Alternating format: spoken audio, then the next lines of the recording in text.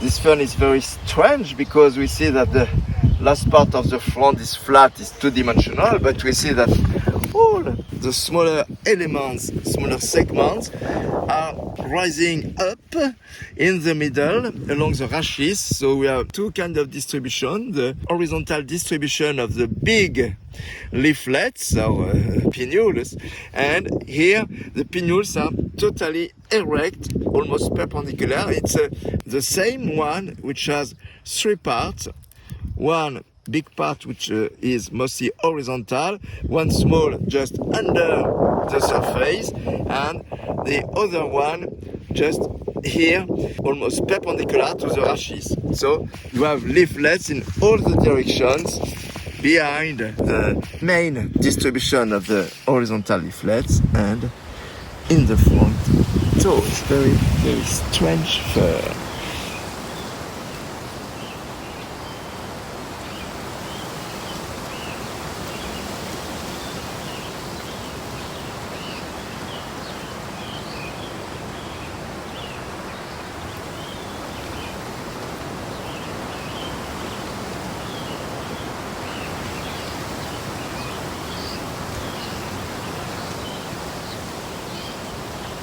Tourneforsia, one of the two endemic species of Tourneforsia.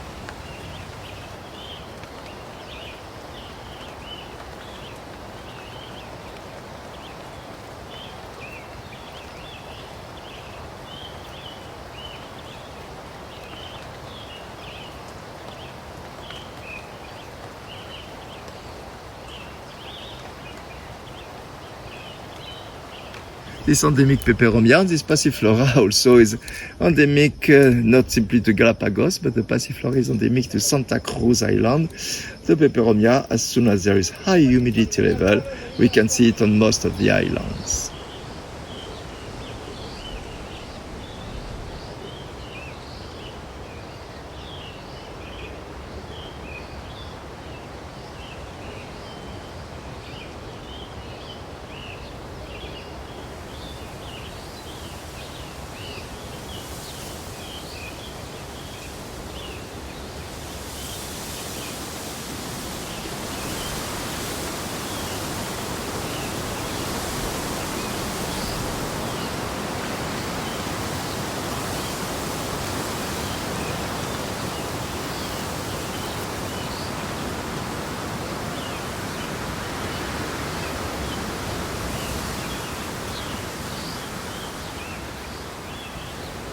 So here we see a population of Scalesia pedunculata.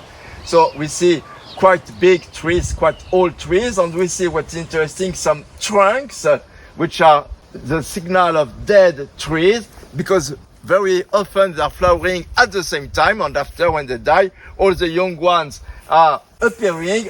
These two ones are very young, probably around 1 year old. The ramification, of course, is totally different from the old trees covered by the lichens, and we see that the ramification is continuous, and of course all these small branches will die, and after only few important branches will grow again.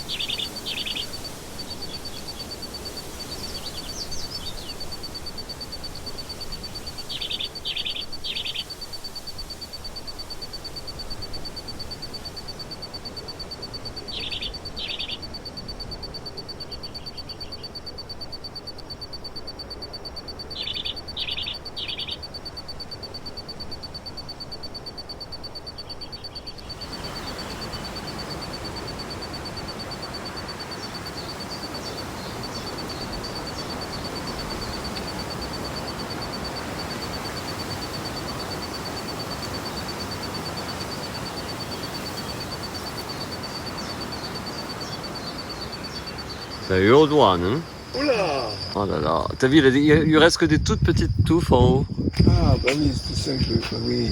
Here we understand that this Scalesia covered by epiphytes, it's at the end of its life, because we see clearly that there are only very few bunches of leaves at the top of the branches.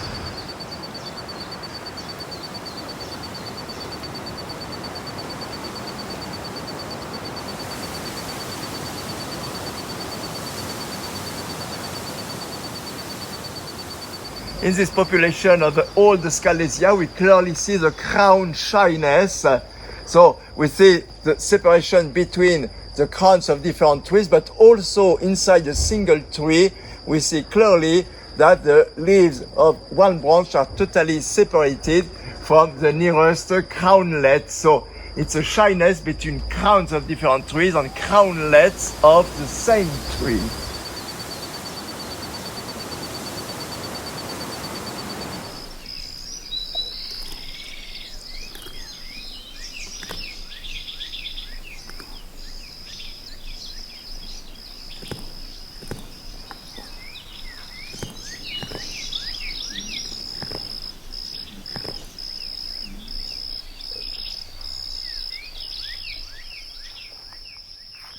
You're intrigued. I'm intrigued by the spadix, erect small spadix of the peperomia.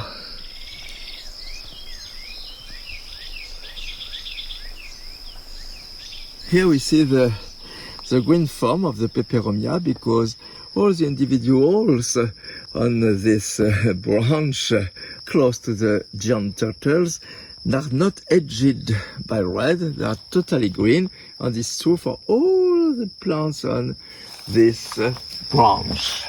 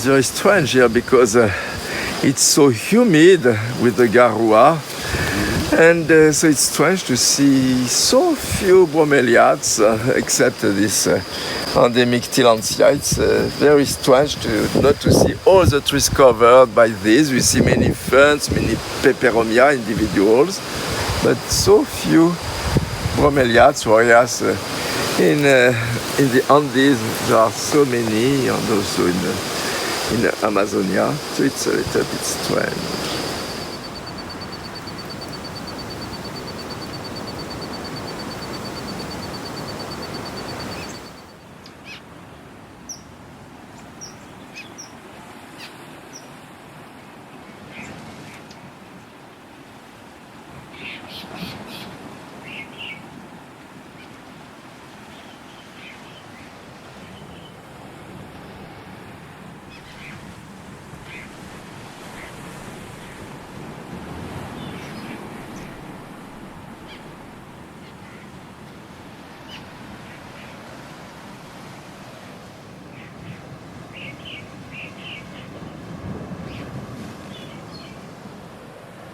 One of the two species of a Tournefortia, but here we see the fruits. So this one has very separated fruits.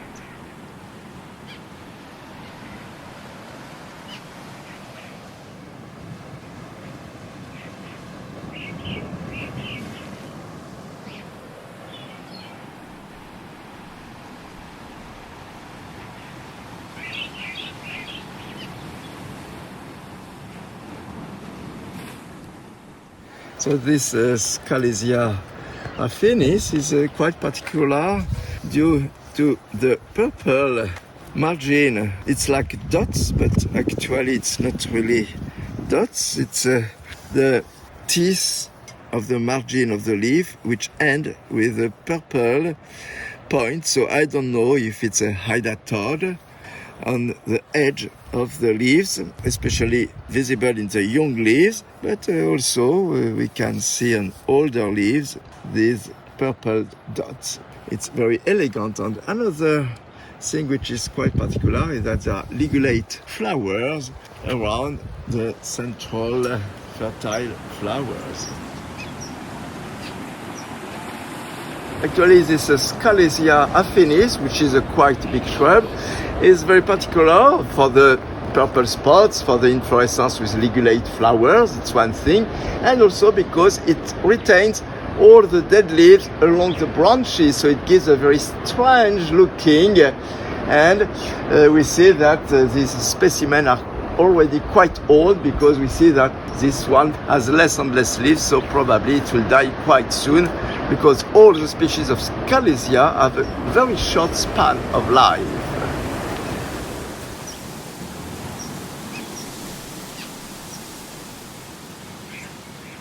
This is a plumbago, but it's a quite carpeting plumbago, not climbing and not shrubby.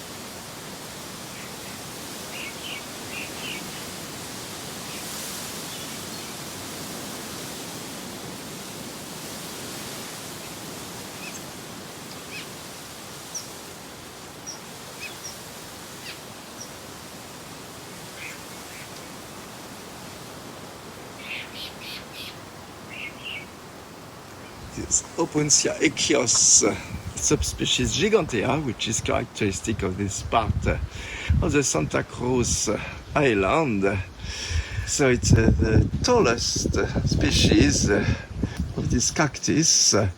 It seems it can reach about 150 years when they are very tall. And most of these ones maybe are maybe 100 according to the difference of size we can see according to the different specimens. And it's very interesting to see that the spines are finally disappearing when the stem becomes older, and the very beautiful retidome, the bark, the red retidome appears, and we can see after the transition with the spiny rackets, the parts.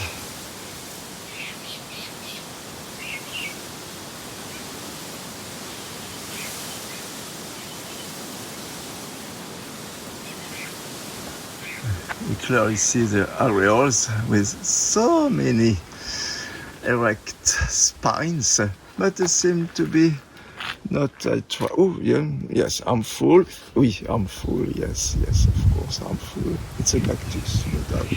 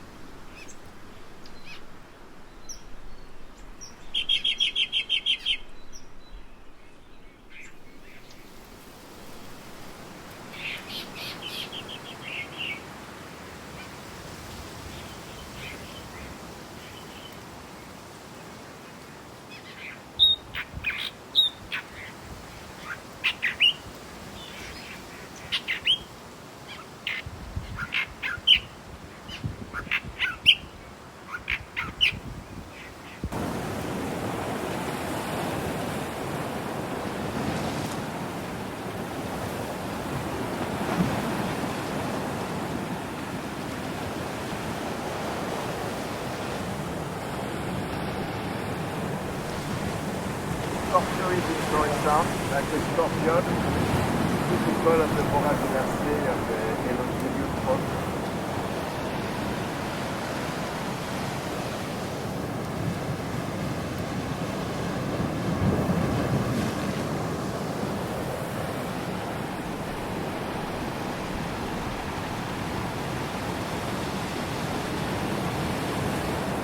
All along this Tortuga Beach, we see Semola, but it's a very strange Semola, the Semola plumieri, but I'm very surprised because it is totally prostrate on the sandy soil.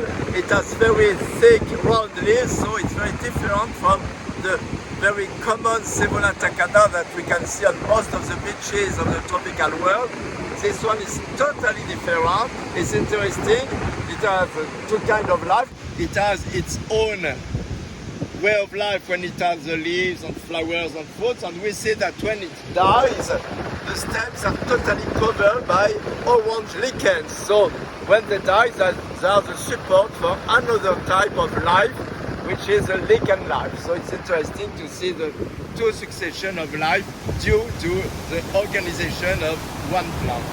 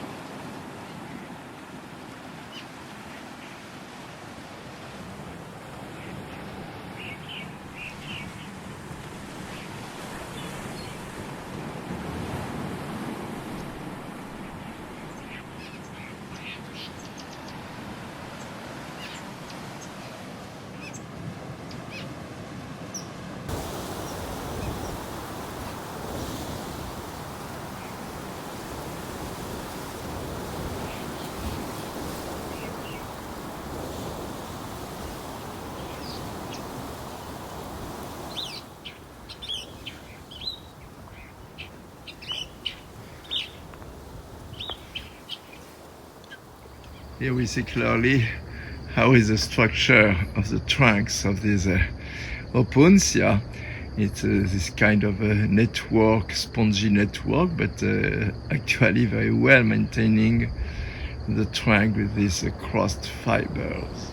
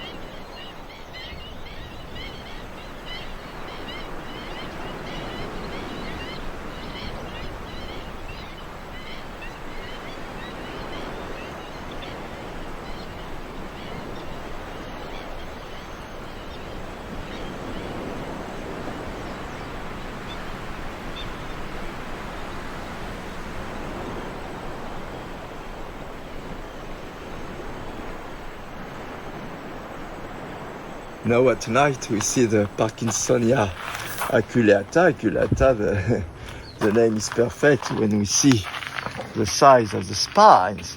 But what's interesting is that at night all the leaflets are closed and it looks like a fillet of many acacia. We don't see the leaflets, while during the day we see the leaflets. But here the form of this Parkinsonia aculeata is very particular because actually the leaflets are very soft, very long compared to the ones I see on this species in other places in South America or even in the Caribbean islands. But the flowers are quite similar. We see the typical Caesalpinoid flowers, bright yellow. Il est très différent ce Parkinsonia de ce qu'on connaît d'habitude. Vous avez vu, les feuilles sont entièrement fermées. On dirait que ce sont des phyllodes.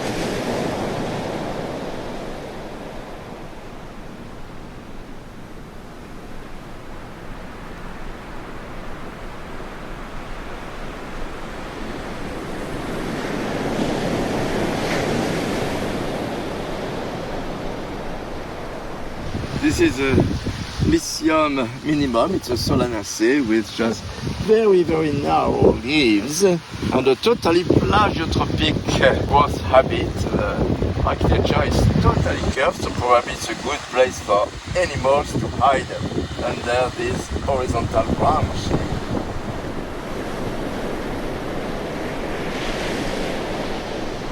And the flowers are probably very small, but should be like a Solanum.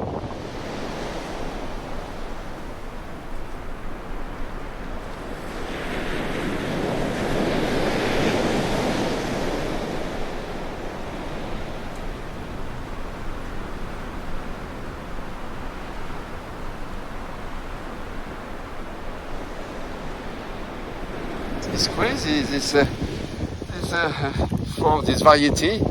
That's Opuntia echios, so it's the nominal variety. We can understand why it was not named echios, because when we see the length of the spines, it's very surprising. And what's interesting, according to different individuals, this one has very long spine, but some other have smaller ones. So the protection, obviously, very efficient.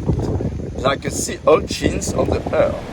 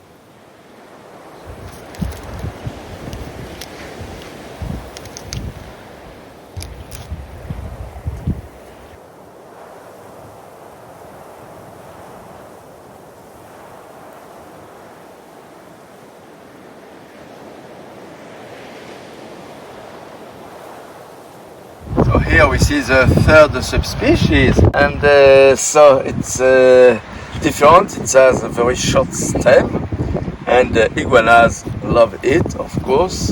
Usually when the islands have iguanas, the cactus have much higher trunks. But here on this island, the iguanas were introduced because on the other islands they were disappearing due to the explosion of the dogs eating, of course, iguanas and the babies, same as for the rats. So this island is protected from dogs. There are iguanas, but it's a problem for the cactus because it is eaten a lot by the iguanas. So now they are trying to reduce a little bit the population of iguanas to introduce them on other islands.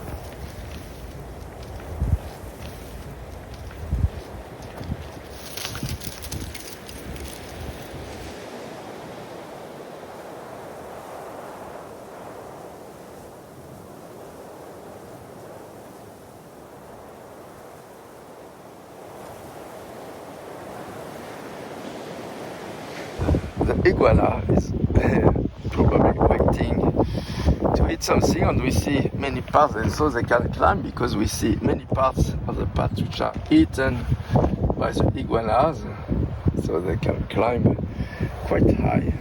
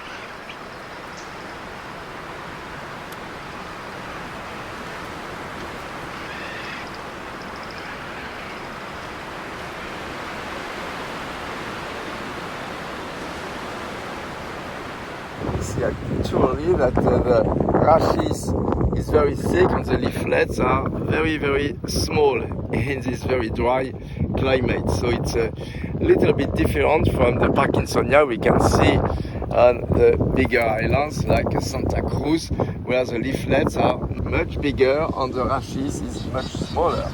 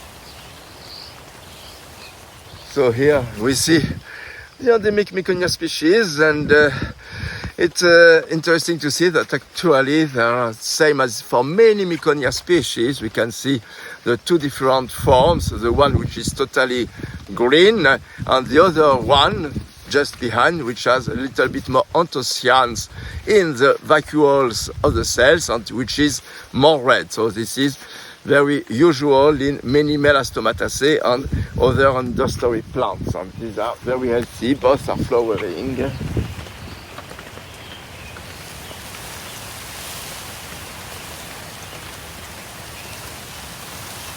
two forms of this endemic Miconia fernandesiana. Here is the anthocyanic form with the red leaves, which are a little bit smaller. And here the totally green form with totally green leaves, only the vines are red. Whereas in this one, the vines are not red, but all the leaf surface.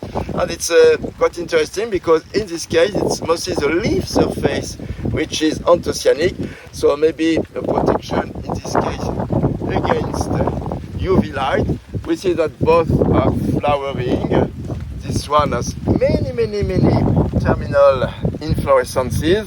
This one has fewer but usually bigger inflorescences. But anyway, all of them are producing both flowers and fruit, and the fruit is quite nice. It's a bright iridescent metallic blue. So this Miconia is at home, not the same as the species invading many islands like Hawaii and French Polynesia, Tahiti for instance.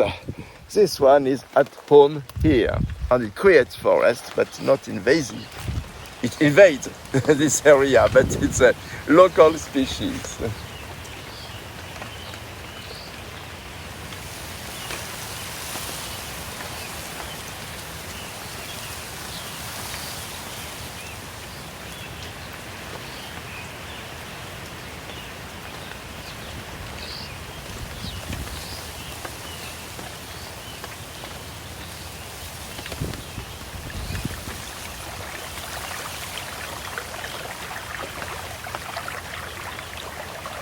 In Galapagos, it's very strange to listen this sound of water because many parts are dry, and most important, everybody thinks that Galapagos are only arid volcanic islands with no plants, but we see with the Garua these small drops of water in the higher part, but everywhere due to Humboldt current we have Garua, same as along the coast of Peru for instance. This is very important for the plants, of course, because they can catch the water, the lichens. We see that lichens are absolutely everywhere, very thick mats of lichens. So it's a very special site.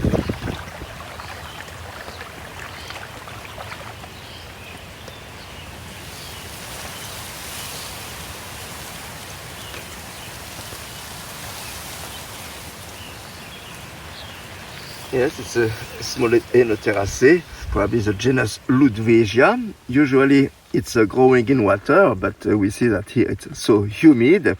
So now I don't know if it's native or introduced, but it can be native. And we see actually, same as with the orchid, the peduncle of the flower actually is the ovary. And we can see this clearly on this other stem, for instance, where we see the calyx, the four-lobed calyx is remaining, and we see that the peduncle becomes the fruit. So the ovary, same as orchids, acts like peduncle of the flower.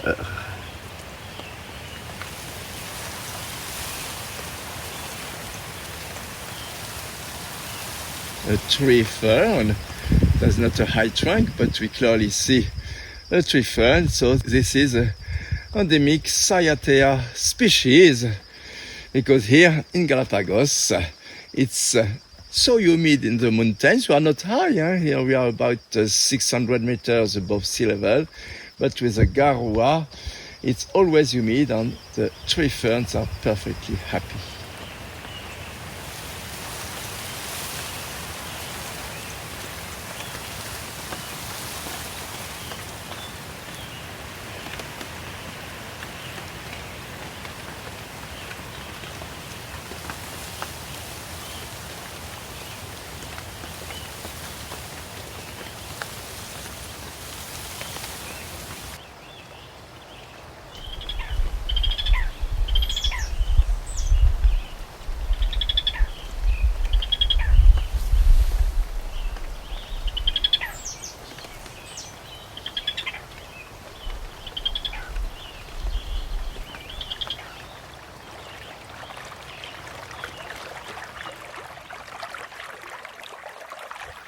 There are some endemic species of Cyperus here in the Galapagos Islands, so maybe this is one of the 3 or 4 endemic species.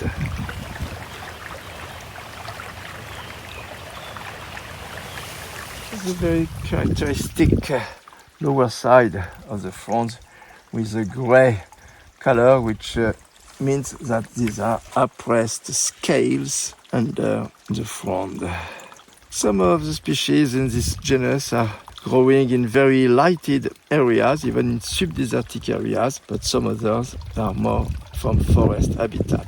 And when we touch, we see the sorry on the lower surface, the brown sorry.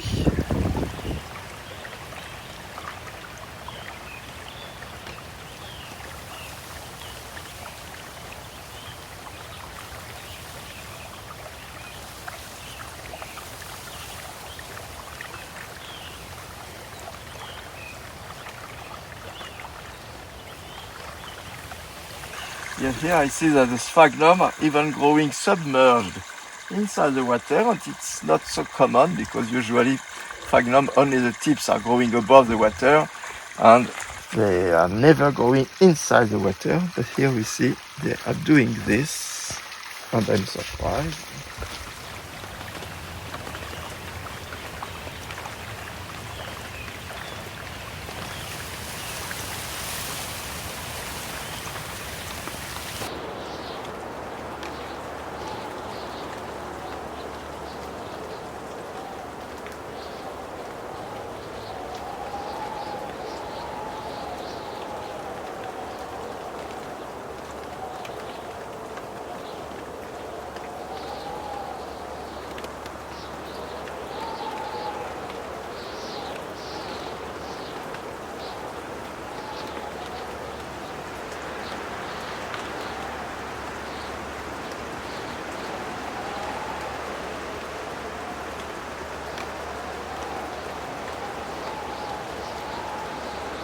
Here at the Puntudo, it is the highest summit of Santa Cruz Island, reaching about 750 meters above sea level.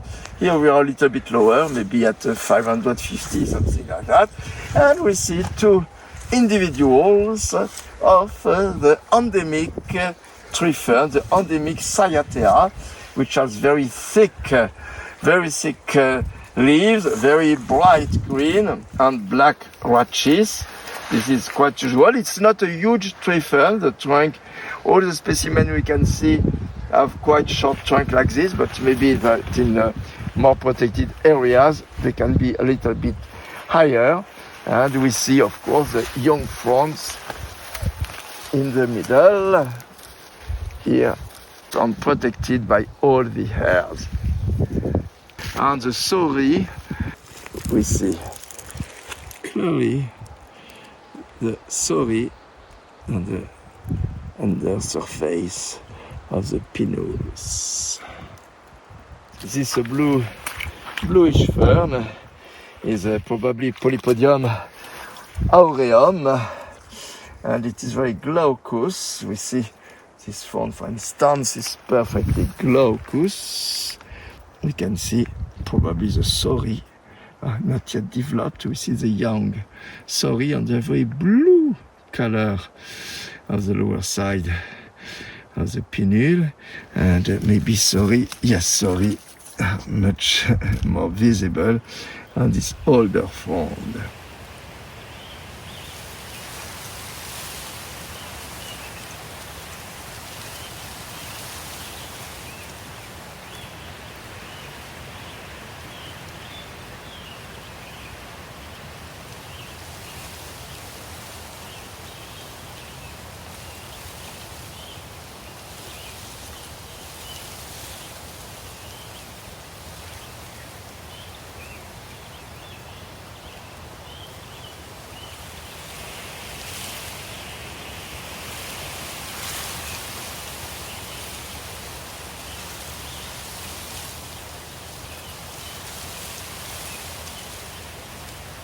Here we are in this pure Miconia forest, and it's very strange because here in the Galapagos Island it seems it's quite climatic. I mean totally the achievement to have this forest with only one species. For instance, here is the Miconia forest. In other parts, like the Los Gemelos, it's a Scalesia pedunculata forest, and regeneration occurs within only one species, and this is not at all usual to see a perfect equilibrium with only one species. Of course, it's a volcanic island, so the rhythm of regeneration and the succession is different, but it's because these Miconia reach about 5-7 meters, and we see all the different sizes, so it means that the regeneration occurs in the right way because there are all the stages of regeneration. So it's quite strange, but it's pleasant because this Miconia is very beautiful, and we see among them the tree ferns and the Cyathea, some Cyathea between these Miconias, and of course some other species, but few species, the other blue fern, but very, very few species in this forest.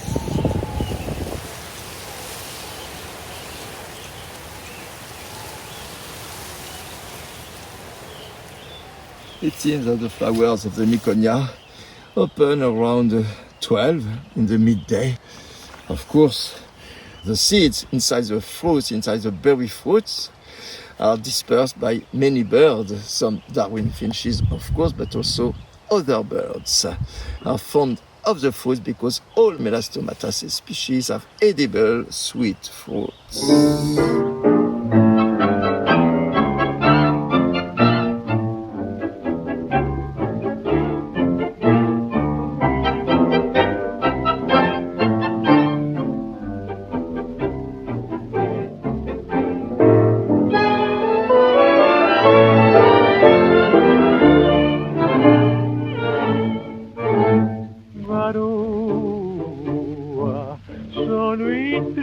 Por la acera va este corazón transido con tristeza de tapera, sintiendo tu hielo, porque aquella con su olvido hoy le ha abierto una gotera, perdido como un duende que en la sombra mala busca y mala nombra, garúa, tristeza, hasta el cielo se ha puesto a llorar.